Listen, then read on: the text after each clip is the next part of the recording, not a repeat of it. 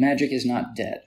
The things are dying while the humans cannot accept their fate when nothing relates to the conditions, imprinting small codices with literal framing while words are fatalistic, crude oils of the ideal, which a mindset melds into terror.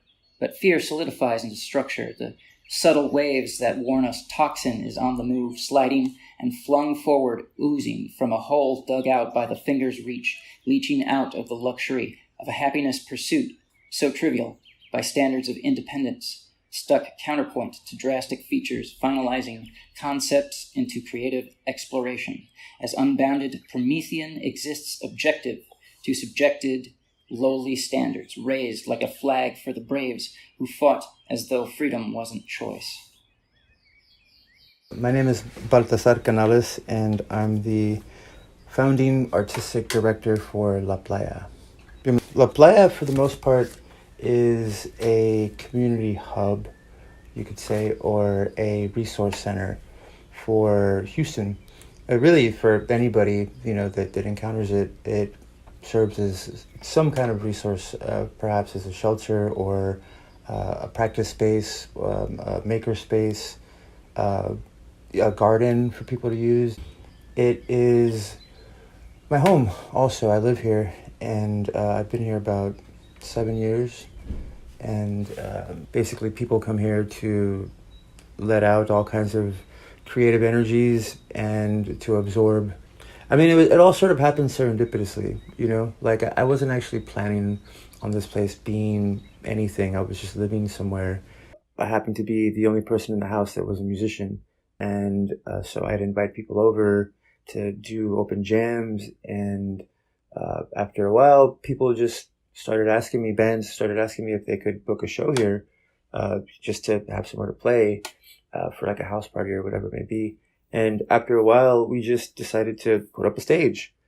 So me and a friend of mine, Jared Griffin, decided to build a stage and knock down some walls, and more people started coming around and hanging out and staying here. And at a certain point, there was like about 15 people living here, all different artists of all types, painters, performance artists, musicians, dancers, and everything that would happen here, pretty much whenever I had the chance, I'd record, whether it be a video or just an audio clip or something.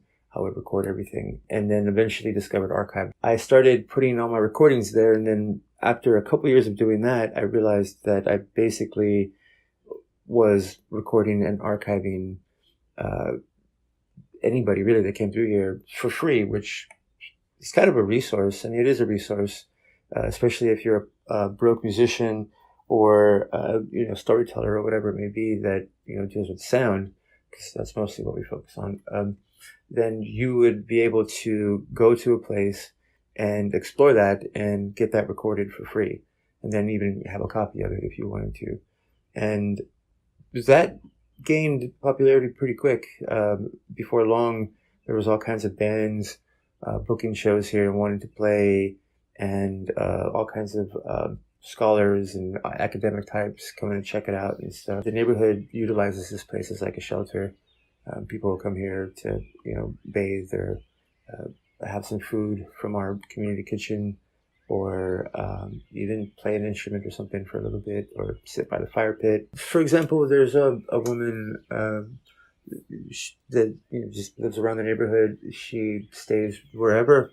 There's all sorts of empty houses here. Unfortunately, we've got like 40% of the houses in this neighborhood are empty.